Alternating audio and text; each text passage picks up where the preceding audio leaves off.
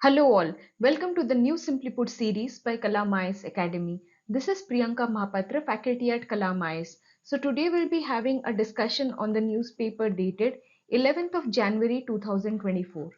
The text and the context section of the Hindu newspaper was having an important article about the remission policy and the laws around it. So this becomes very important from our exam point of view. Again, coming to the explain section of the Indian Express newspaper, two articles were very important about the Maldives row, and second is about the price support, income versus price support, the price deficiency, payment option for MSP. So these are the three articles we are going to discuss today, which are displayed on your screen. So the first article is about the laws around the remission policy. So here why it is in news? Because recently the Supreme Court has reversed the remission order passed by the Gujarat government. It has reversed the remission order of Gujarat government related to the 11 convicts that were sentenced to life imprisonment. Because of what? Because they gang raped Bilkis Banu and they murdered her whole family during the 2002 communal riots in Gujarat, Godhra riots in Gujarat. Okay, so the remission order was originally passed by the Gujarat government, and then the Supreme Court has reversed. It has set aside the remission of those 11 convicts after they have completed 14 years of jail. So coming to the constitutional provisions regarding the clemency powers, regarding the remission powers. So it is Article 72 and 161 of the Constitution that provides powers to the Union Executive and the State Executive, that is President and Governor. They have got the power to grant pardon, commutation, remission, respite and reprieve to a convict. So you must be aware of all the terms, that is pardon, commutation, remission, respite and reprieve, in your polity classes. So here you have to know that Article 72 and 161, it is related to granting pardon, remission of the sentences to a convict. And it is not an absolute discretionary power of the President and the Governor. It is exercised on the advice of the Council of Ministers. Coming to the other provisions related to the clemency powers, Section 432 of the CRPC 1973, where it allows the appropriate state government to remit the whole or part of the punishment to which the convict has been sentenced. And according to Section 433A of the CRPC, in case of life imprisonment convicts, the remission can be done only after a period of 14 years in jail. So here the 11 convicts, they have completed more than 14 years of jail. That is why the remission case is. Okay. Now the question arises regarding the premature release of those 11 convicts. So the Gujarat government, it gave the order for the premature release of the 11 convicts who were originally given life sentence. So the premature release of these 11 convicts now has raised various legal and moral questions. First is that the protocol was not followed in this case,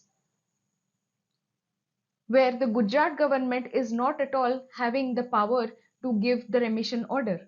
It is the Maharashtra court or the government of Maharashtra is the appropriate state government for considering the remission application, because the sentencing happened there. And the opinion of the presiding judge of the Maharashtra court has to be obtained before considering the remission petition, but this was not at all followed. Maharashtra was not at all considered for the remission sentence. It was the Gujarat government that took the decision of the remission order.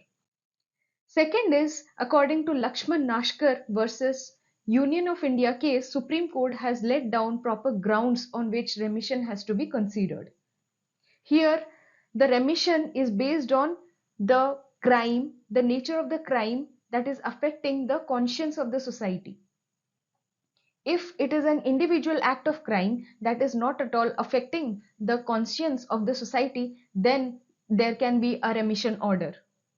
But here, the crime is such heinous that it affects the conscience of the society, because it was a rape and a murder at the same time. It was a gang rape and the murder at the same time. Okay, so here according to this case, Lakshman Nashkar versus Union of India, it is not qualifying to be a remission order because it is affecting the conscience of the society. Again, according to the Sangeet versus State of Haryana case 2012, the convict which is serving life imprisonment does not have a right to be prematurely released on the completion of 14 years in jail. Okay, so the Supreme Court ruled that the remission can happen after 14 years of jail of such convicts only on case-to-case basis. Again in 2013, the Union Home Ministry advisory said that such remission cannot be granted in the wholesale manner. That means anybody who is completing 14 years of jail cannot be given the remission, cannot be prematurely released.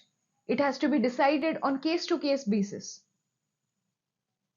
And therefore, after this advisory given in 2013 by the Union Home Ministry that the remission should not be happening in the wholesale manner, there was a revision of remission policy by the Gujarat government which barred the remission of those convicts who are convicted of rape and murder. And in this case, it is the rape and murder both.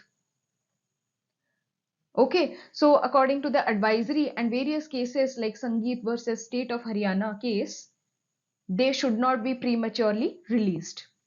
Hence, the Supreme Court ruling is on the line that the Gujarat government is not the appropriate government to consider the remission petition, as we just discussed because of the protocol, and it has ordered the surrender of all the 11 convicts before the jail authorities within 2 weeks. That is also not happening. And again, the appropriate government for considering the remission petitions in this case is Maharashtra. So it is expected that the Maharashtra government would follow the guidelines laid by the Supreme Court in the Lakshman Nashkar case, where it has laid down proper grounds on the basis of which the remission order can be given, and also make sure that the crimes, that the heinous crimes like this that affects the conscience of the society at large deserves no mercy. They are not prematurely released. So this kind of Supreme Court ruling that has come now, it has reinforced the faith in our judicial system. It has reinforced the faith in our rule of law by setting aside a blatantly perverse order that shook the conscience of the society at large and women in particular. Okay, so this particular case or example or case study, you can directly write whenever you are writing any points regarding the judiciary and its dignity, okay, and its integrity, the faith in our judiciary, the rule of law. Okay, so any essay you are writing or any answer you are writing where you have to refer such case studies, you can easily quote this case study. Again, you need to know all the provisions of the Constitution and the laws and the Supreme Court rulings for the prelims point of view again, right? Then we come to the next article, that is the question of MSP. Here we are going to see a debate between the income support and the price support. Whether income support is good for the farmers or price support is good for the farmers. So why it is in news? Because as the Lok Sabha elections is approaching, there could be a clamor for all the parties to include the legal guarantee for MSP in their manifestos. Okay, so before going into the debate, we should be understanding the situation of farmers in India. So it is said that the farmers in India are price takers. They are not price makers. That means they have no role to determine the prices of their own produce. They operate in a buyer's market. That means the prices are determined by the prevailing supply and demand determined rates. Their prices are determined according to the demand of the produce. Imagine a situation when they have a bulk produce, when the crops are harvested and marketed in bulk. That is leading to a sudden supply increase. But there is no demand. In that situation, there is a downward pressure on the prices. The prices are bound to decrease. Okay, so that is why it is said that farmers are price takers. They operate in a buyer's market. The buyers determine the prices. It is not the farmers produce that determine the prices. And moreover, while their crops, they are sold in a wholesale price, but they are paying retail prices for everything. They are paying retail prices for seeds, pesticides, diesel, the tractors, cement, medicines, toothpaste, and the soap, their daily needs. So imagine what kind of situation our farmer is in. Let's now discuss the price support scheme. So what is the price support scheme? What is cost plus MSPs which the government is talking about? So it is a kind of MSP, it is a kind of government guaranteed prices for the agricultural produce of the farmers, where the price is set based on the cost of production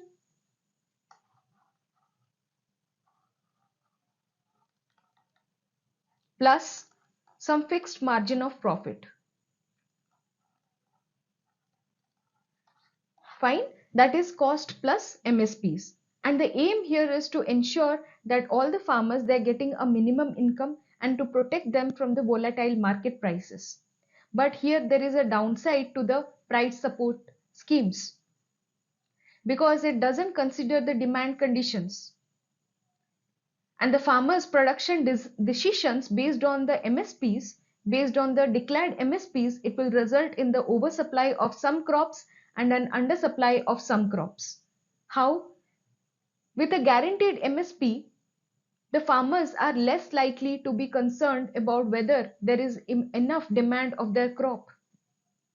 This can incentivize to overproduce a certain crop even if the market is already saturated with that particular crop.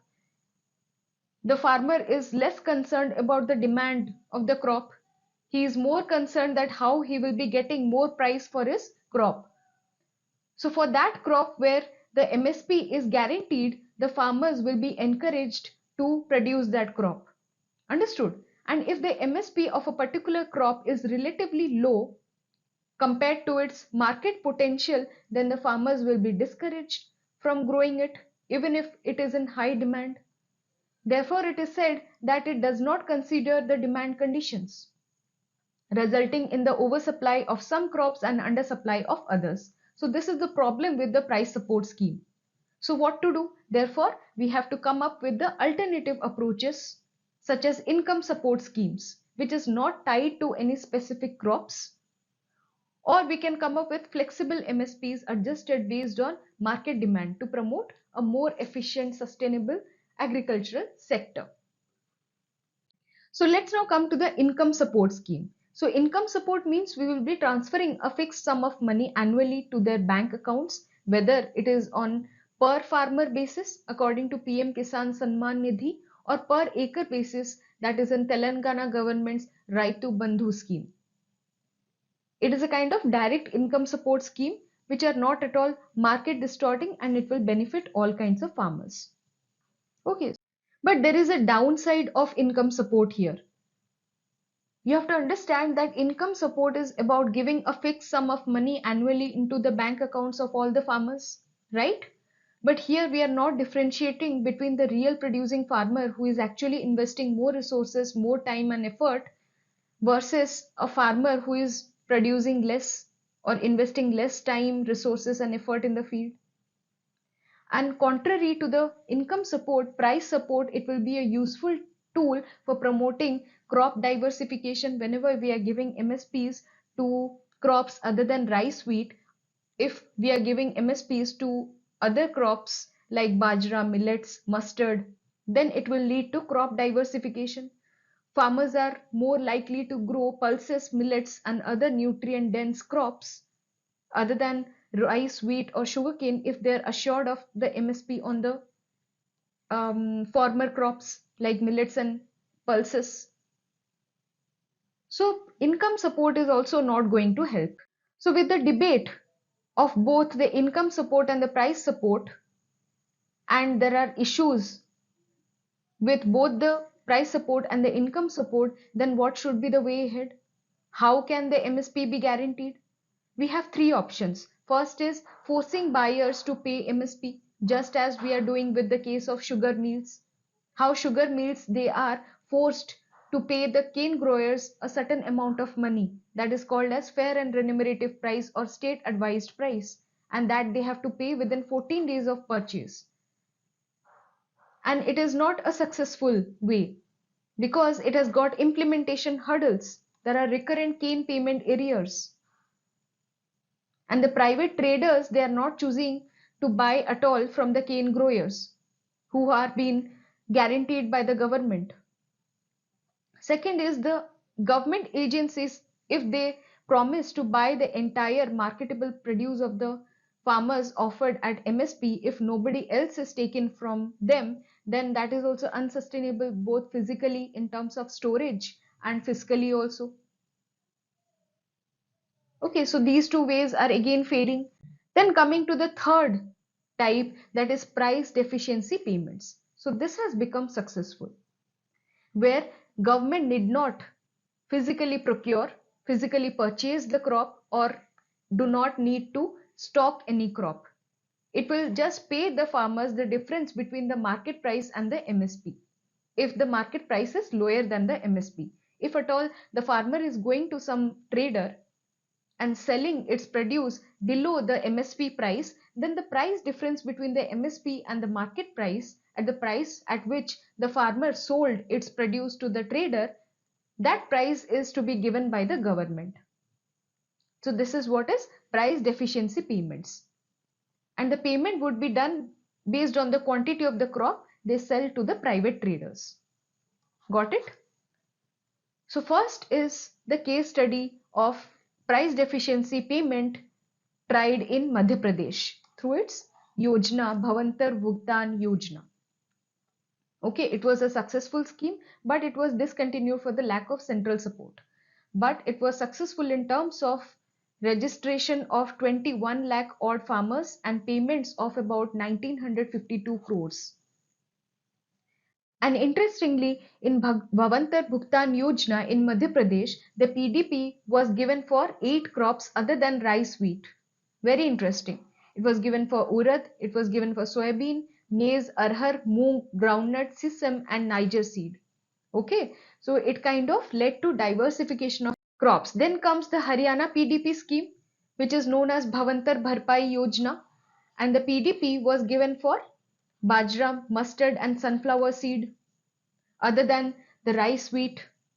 Okay, so it led to the crop diversification again, but there were some issues that the PDP was given on fixed rate rather than going for supply demand determined rates. We were giving on fixed rate derived from average quotes of the National Commodity and Derivatives Exchange. Again, the farmers were being paid not on actual production but on 3-year average yield of their block. Okay, but despite these issues, both Madhya Pradesh and Haryana, they have demonstrated the feasibility of delivering MSP to the farmers, at least in some crops other than rice, wheat and sugarcane. It has led to crop diversification.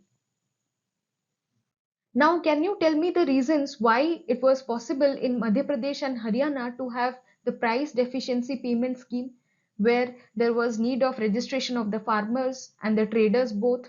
There was a need of the proof that this much has been sold to the traders, because there it was already a creation of the APMC Mandi infrastructure, where all the transaction between the farmers and the traders were happening and the registration was possible. Again, there was a system for farmer registration in these states already. Okay, so this made it possible to record each and every transaction that was happening between the farmer and the trader, what quantity of any crop a farmer has sold to the trader at a certain price, and thus the government was able to pay the difference with respect to the MSP based on those proofs. Okay, that was registered in the APMC Mandi infrastructure. Got it? So the way ahead here is to emulate the ideas, the models of Madhya Pradesh and Haryana government in order to give the price deficiency payment to the farmers, because that is the best way to give the farmers, looking at the concerns of the income support and the price support, right? So thus we have to build the market infrastructure, we have to build the farmer registration systems in order to enable that the farmers get their MSP. Okay, so this was the crux of this article. So first we discussed the downside of the income support, then we discussed the downside of the price support also. Then we came to the conclusion that price deficiency payment system was the best way out, and how it was made possible in both the states of Madhya Pradesh and Haryana now, and how other states should learn from both the states Madhya Pradesh and Haryana in order to give the farmers their own due of MSP, right? Then we come to the third article, that is India Maldives ties. So why it is in news?